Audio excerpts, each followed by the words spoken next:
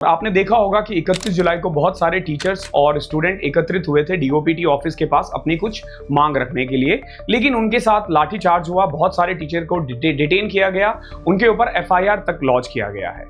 क्यों ये डिमांड हो रही है, बच्चों की क्या डिमांड है और टीचर्स वहां क्यों पहुंचे, लाठीचार्ज क्यों किया गया उनके साथ, इन सबको मैं एंड तक आपको बताऊंगा। तो मैं चाहूंगा कि वीडियो को आप एंड तक देखना ताकि आपको पता चल सके कि सरकार हमारे पीठ पीछे क्या कर रही है, कितनी बेसिक सी डिमांड है जिनको वो पूरा नहीं कर पा रही है। अगर ये ठीक नहीं किया गया तो भविष्य में, मैं आपको बता रहा हूं, आज आपको लग सकता है कि ये आपकी प्रॉब्लम नहीं है, लेकिन भविष्य में आपके बच्चों की प्रॉब्लम जरूर हो सकती है। तो मैं चाहूंगा कि एंड तक आप देखो और हमारा सपोर्ट करो। सबसे पहले मैं आपको एसएससी के बारे में बताता हूं।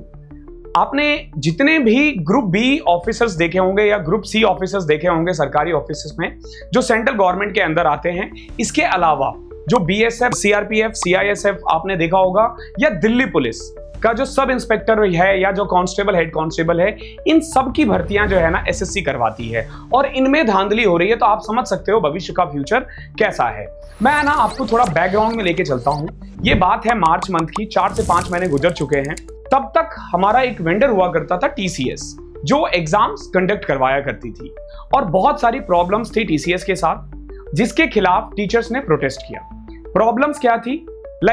वो लोग एक एक पेपर में 90 क्वेश्चन, 100 क्वेश्चन का पेपर होता था, उसमें 10 क्वेश्चन वो गलत करते थे। इसके अलावा नॉर्मलाइजेशन के रूल्स अच्छे नहीं थे, तो इनके खिलाफ टीचरों ने प्रोटेस्ट किया। प्रोटेस्ट में हुआ ये कि टीचर्स और एसएससी के जो चेयरमैन है उनके बीच में मीटिंग हुई और एसएससी चेयरमैन ने ये दिलासा दिलाया कि हम आपकी बातों को रखेंगे, हम आपकी बात को मानेंगे और वेंडर चेंज कर देंगे। और उन्होंने किया भी ऐसा कि नॉर्मलाइजेशन के रूल्स चेंज हो गए और वेंडर भी चेंज कर दिया। कहानी तभी से स्टार्ट होती है। जो नया वेंडर आया है वो एडुक्विटी है, जिनको पहले भी कई सरकार या कई ऑफिसेस के द्वारा ब्लैक लिस्ट किया जा चुका था। अब एडुक्विटी को देने के बाद दूसरी प्रॉब्लम कहां से शुरू होती है, जिसके लिए हम कल एकत्रित हुए थे। Selection phase. एसएससी के जितने भी एग्जाम्स होते हैं ना, उसमें सबसे पहला जो एग्जाम होता है ना हर साल की स्टार्टिंग में, वो सिलेक्शन फेज एग्जाम होता है। इसमें basically 10th level, 12th level और ग्रेजुएट लेवल, तीनों लेवल के एग्जाम्स होते हैं और बच्चे तीनों एग्जाम दे सकते हैं। मेनली 24 जुलाई से एसएससी सिलेक्शन फेज का एग्जाम स्टार्ट होना था और उसके लिए एडमिट कार्ड रिलीज किया गया 16 जुलाई को और प्रॉब्लम यहीं से स्टार्ट हो गया। सबसे पहले एसएससी के एग्जाम में ना स्टेटस रिलीज किया जाता है कि कहां पे आपका सेंटर होगा, सिटी बताया जाता है और एग्जाम से ठीक 5 दिन पहले ना, आपको 4 से 5 दिन पहले ऐसा होता था, इस बार ऐसा नहीं हुआ। इस बार 2-2 दिन पहले भी एडमिट कार्ड रिलीज हुआ है और एडमिट कार्ड में ही प्रॉब्लम आया। एडमिट कार्ड में प्रॉब्लम्स क्या थी? बहुत जगह जितनी बार आप डाउनलोड करो, सेंटर आपका चेंज हो रहा था, सिटी चेंज हो रहा था और जो सेंटर का डिस्टेंस दिया गया ना, वो अप्रॉक्स 500,000 किलोमीटर दूर दिया गया। इनमें से ऐसा नहीं है कि ये सिर्फ लड़कों को भेजा गया, लड़कियां और फिजिकल हैंडीकैप स्टूडेंट्स को भी आप कह सकते हो कि 500-500, 1000 किलोमीटर दूर भेजा गया एग्जाम देने के लिए। यहां तक बिल्कुल ठीक था। अब आते हैं 24 जुलाई, जहां से एग्जाम स्टार्ट हुआ। जब बच्चे एग्जाम देने के लिए गए तो कई जगह सेंटर्स, पता चला कि सेंटर्स खेतों में बना रखे हैं। सेंटर्स का जो इंफ्रा है वो बहुत खराब है, बहुत ही ज्यादा खराब है। गांव में एक बहुत रिमोट एरियाज में है, उनके पास सारी फैसिलिटीज भी नहीं है। बहुत ही बेकार इंफ्रा था, प्रॉपर फैसिलिटी नहीं है। इवन वहां वॉशरूम्स अच्छे नहीं थे, वहां के सिस्टम अच्छे नहीं थे, वहां फैन नहीं चल रहा था, वहां एसी नहीं चल रहा था। ये भी चलो बच्चों ने झेल लिया। जब एग्जाम स्टार्ट हुआ, एसएससी के एग्जाम में ना स्ट्रिक्टली फोन अलाउ नहीं होता, नो मैटर आप स्टूडेंट हो या आप इन्विजिलेटर हो। लेकिन लगातार इन्विजिलेटर जो है वो क्लास में, एग्जाम्स चल रहा है बच्चों का, वो फोन यूज कर रहे थे। इसके अलावा बच्चों को पेन और पेपर जो दिया गया एग्जाम लिखने के लिए, उसकी क्वालिटी बहुत ही ज्यादा डाउन थी। पेन दोबारा नहीं दिया जा रहा था जबकि वो पेन चल नहीं रहा था। पेपर की क्वालिटी ऐसी थी कि लिखते ही वो फट रहा था। जब इसकी कंप्लेन की गई तो बच्चों के साथ मिसबिहेव किया गया और कई जगह तो एफआईआर की धमकी और मारपीट भी की गई। इसके अलावा भी एग्जाम जो है वो 2-2, 3-3 घंटे डिले हुआ है बहुत सारे सेंटर्स पे। जब एग्जाम स्टार्ट हुआ, सर्वर की प्रॉब्लम आई, बीच में हैंग हो गया सिस्टम, कई बार माउस काम नहीं कर रहा, एक क्वेश्चन से दूसरे क्वेश्चन में जाने में 10-10 सेकंड लग रहा था बच्चों को। और जब प्रॉब्लम इन्विजिलेटर को या ऑब्जर्वर को बताया गया, उन्होंने कहा कि 10 मिनट में तुम क्या ही उखाड़ लोगे, जो मैंने कहा सेम शब्द दिया गया था ऑब्जर्वर के द्वारा स्टूडेंट्स को। माउस में प्रॉब्लम थी। फिर कई जगह, अब जैसा मैंने बताया कि बहुत रिमोट एरियाज में एग्जाम सेंटर डाला गया था, वहां पे बैकअप की प्रॉब्लम नहीं थी, तो लाइट जाने से सिस्टम बंद हो गया। इससे क्या हुआ कि लाइट या बैकअप जब दोबारा चालू भी किया गया ना, तो बच्चों का 5 से 10 मिनट खराब था और पूरे एग्जाम्स में लगातार सिस्टम हैंग होता रहा। ये प्रॉब्लम थी सिस्टम के साथ, केवल ये प्रॉब्लम नहीं थी। अब आ जाते हैं क्वेश्चंस की प्रॉब्लम। क्वेश्चंस भी गलत थे, आउट ऑफ सिलेबस पूछा गया। स्टैटिक्स, प्रोबेबिलिटी और मॉड या बाइनरी, जो बेसिकली कंप्यूटर साइंस के बच्चों को आता है। मैं आपको बता दूं, मैंने मैथ्स में ग्रेजुएशन किया है, मैंने बाइनरी कभी नहीं पढ़ी, कभी नहीं, मतलब कभी नहीं पढ़ी। ऐसे क्वेश्चंस एसएससी के एग्जाम्स में दिया गया। इसके अलावा बहुत सारे क्वेश्चंस ऐसे थे जिनमें ना ऐसा बोला गया कि फिगर को देखकर आंसर दो, लेकिन फिगर ही नहीं था क्वेश्चन में। सेम टॉपिक रिपीट हुए हैं। इंग्लिश में ऐसा हुआ कि कई जगह, कई पेपर में ऐसा हुआ कि डायरेक्ट इनडायरेक्ट से 7-7 क्वेश्चंस पूछे गए, एक्टिव पैसिव से 9-9 क्वेश्चंस पूछे गए, पीक्यूआरएस से 4-4, 5-5 क्वेश्चंस पूछे गए। यानी एक प्रॉपर पैटर्न में एग्जाम नहीं था। यहां तक तो फिर भी ठीक था। 25 तारीख को, 24 तारीख को जो एग्जाम हुआ, सेम पेपर रिपीट कर दिया गया 25 तारीख को, कोई क्वेश्चन चेंज नहीं। आपको लगेगा कि ये क्या कर दिया, सेम जो मैं कह रहा हूं बिल्कुल सही कह रहा हूं, सेम क्वेश्चंस रिपीट कर दिया। अब बोलोगे चलो ठीक है, रिपीट हो गया तो हो गया, इसके अलावा क्या गलती कर सकते हैं ये लोग। अब आप सोचो कि आप एग्जाम देने बैठ रहे हो और आंसर ऑलरेडी हाईलाइटेड आ रहा है, आपको बताया जा रहा है कि इसका आंसर बी है, इसका आंसर सी है, यानी जो क्वेश्चंस थे उसके आंसर्स ऑलरेडी हाईलाइटेड था। बच्चों को कुछ करना ही नहीं था, सिर्फ उसे टिक करना था। चलो यहां तक की भी प्रॉब्लम हट गई। इसके बाद जब एग्जाम खत्म होता है तो एंड में आपको फिर से बायोमेट्रिक से गुजरना होता है। बायोमेट्रिक कई जगह हुआ नहीं, कई जगह होने के आधे घंटे बाद बच्चों को दोबारा बुलाया गया और बायोमेट्रिक होने में 3-3, 4-4, 5-5 घंटे लगाया उन्होंने। कई जगह पे लड़के और लड़कियों को 10-10, 11-11 बजे रात तक रखा गया सेंटर पे घर जाने से पहले, क्योंकि जो ग्रेजुएशन का एग्जाम था वो 4:30 या 5:30 बजे होना था, जो 2-2, 3-3 घंटे लेट स्टार्ट हो रहे थे और पेपर कई जगह सेंटर में 11-12 बजे खत्म हो रहा था। और बहुत जगह तो बच्चों ने अगर अपनी डिमांड रखी तो उनको बंधक बनाया गया, बंधक बनाया गया, हाथ उठाया गया बच्चों पे। एक जगह तो कई जगह, एक जगह नहीं कई जगह बच्चे हॉस्पिटलाइज्ड हुए हैं। ऑब्जर्वर एफआईआर की धमकी दे रहे थे। एज अ स्टूडेंट हम सबसे ज्यादा इसी चीज से डरते हैं कि हमारे ऊपर कोई एफआईआर ना हो जाए। गाली गलौज तो बहुत फ्रीक्वेंटली हुआ ऑब्जर्वर या फिर इन्विजिलेटर के द्वारा। तो आपने देखा ये सारी प्रॉब्लम्स हुई सिलेक्शन फेज के बाद। अब ऑब्वियस ही बात है, हम टीचर्स कम्युनिटी में भी बात पहुंची बहुत, कम से कम मैं आपको बता रहा हूं यूट्यूब पे 10 से 12 हजार वीडियोस है जहां पे आपको स्टूडेंट्स अपनी समस्याओं को बताते हुए दिख जाएंगे। हम टीचर्स नहीं, स्टूडेंट। ओके, तो एट द एंड हमने ये डिसाइड किया कि सारे टीचर्स मिलते हैं और डीओपीटी को सीधा बताते हैं, क्योंकि एसएससी पे हम पहले भी जा चुके हैं, शायद वो हमारी बात ना माने, तो सीधा हम DOPT minister Jitendra Singh sir से मिलते हैं और अपनी बात रखते हैं। 31 जुलाई को डिसाइड हुआ कि एक गुरुद्वारा है डीओपीटी ऑफिस के पास, हम वहां मिलेंगे बाहर और वहां से फिर हम लोग मार्च करेंगे। लेकिन समहाउ उन्हें पहले ही पता चल गया था, ऑब्वियस ही बात है, आईबी काम कर रही है, आप काम करो ना करो, तो जो इंटेलिजेंस ब्यूरो है उनको शायद पता चल गया होगा कि हम लोग वहां गैदर हो रहे हैं। उन्होंने पुलिस को बता दिया था, तो वहां पे उन्होंने गैदर होने नहीं दिया। बट स्टिल टीचर्स एक दूसरे से कनेक्ट थे, हम लोग बट के आसपास में ही कहीं पे रहे और फाइनली हम लोग एक जगह मिले और हम लोगों ने डिसाइड किया कि चलो अब हम मिलने चलते हैं डीओपीटी सर से। तो ऑलमोस्ट 200 से 300 टीचर्स एंड स्टूडेंट हम लोग एक साथ डीओपीटी ऑफिस की तरफ मार्च करना स्टार्ट कर देते हैं। जब हम लोग मार्च करना स्टार्ट करते हैं तो पुलिस के द्वारा हमें रोका जाता है बार बार और इवन भद्दे कमेंट भी किए जाते हैं।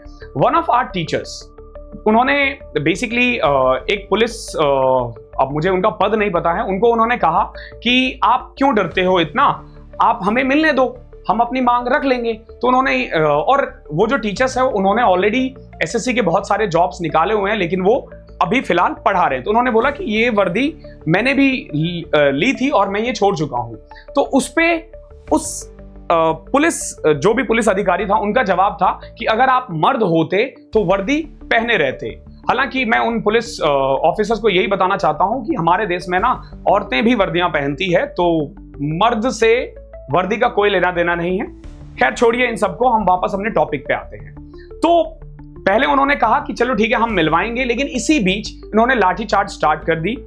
एक टीचर का हाथ टूटा, एक की उंगली टूटी, इवन लड़कियों तक को नहीं छोड़ा गया है। मेरे पांव में सर्जरी हुआ है मुझे तक नहीं छोड़ा गया, बट समहाउ कुछ स्टूडेंट्स ने मुझे भगदड़ में बचा लिया।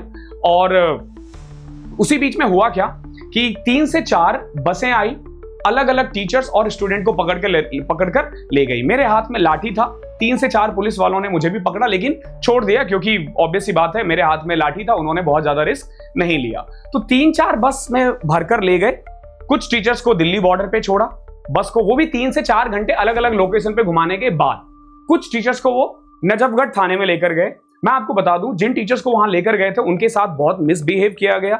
इवन लेडीज टीचर्स को वॉशरूम यूज करने तक अलाउ नहीं किया गया। ये सारी प्रॉब्लम आई उन टीचरों के साथ। अब देखो, जब ये भगदड़ हुई और लाठी चार्ज हुआ तो बहुत सारे टीचर्स और स्टूडेंट बच गए थे।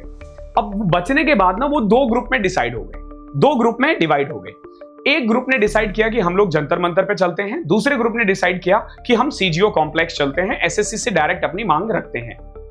अब कुछ टीचर्स, जो फर्स्ट ग्रुप था जो बेसिकली एसएससी हेडक्वार्टर पहुंची, उन्होंने चेयरमैन से मुलाकात की और चेयरमैन के पास अपनी बात रखी। अब चेयरमैन को जब इन्होंने बात रखी तो मैं आपको बताता हूं कि चेयरमैन का रिस्पांस क्या था। सबसे पहले बताया गया कि बच्चों के साथ मिसबिहेव किया गया। चेयरमैन ने सीधा सीधा मना कर दिया, हमें तो ऐसा कुछ नहीं पता, हम लोग रोज रात को 9 बजे बैठते हैं इस मीटिंग करने के लिए, लेकिन ऐसा कुछ नहीं होता। जब दूसरी प्रॉब्लम रखी गई कि क्वेश्चंस रिपीट हो रहे हैं, तो मैं चेयरमैन बोल रहा हूं बट एसएससी पूरा स्टाफ, वहां चेयरमैन डायरेक्टर बहुत सारे लोग होते हैं, अलग अलग का स्टेटमेंट हो सकता है। तो एसएससी की टीम से जवाब आया कि ये तो बच्चों के लिए सरप्राइज था, क्योंकि ये क्वेश्चन ऑलरेडी आ चुका है, बच्चे अब उसे पढ़ेंगे नहीं, वो दूसरी चीज पढ़ेंगे और हमने वही दे दिया, तो बच्चों के लिए ये सरप्राइज था। मुझे लगा था कि सिर्फ बिहार डीजीपी सर ही ऐसे स्टेटमेंट दे सकते हैं, लेकिन चेयरमैन सर जो है ना, या जो भी एसएससी की टीम से, वो एक कदम और आगे निकल गए। तीसरी चीज मैं आपको बताता हूं, जब एसएससी को बताया गया कि आप आउट ऑफ सिलेबस क्वेश्चन पूछ रहे हो, तो उन्होंने बोला कि क्या फर्क पड़ता है, बच्चे तो पढ़े ही होंगे ना 11वीं 12वीं में। वैसे मैं आपको बता दूं, हर बच्चा 12वीं में मैथ्स नहीं पढ़ता, वो आर्ट्स बैकग्राउंड से भी होता है। सीजीएल भले ही कंबाइंड ग्रेजुएट लेवल कहलाता है, लेकिन क्वेश्चन पेपर का लेवल 10th लेवल ही पूछा जाता है, और पूछा भी जाना चाहिए, क्योंकि हर बच्चा 11वीं 12वीं में मैथ्स नहीं पढ़ता है। ओके, ये बहुत छोटी सी डिमांड थी। चलो, ये इनकी डिमांड थी। बेसिकली चेयरमैन से मिले और वहां कुछ भी नहीं हुआ, कुछ फ्रूटफुल नहीं हुआ।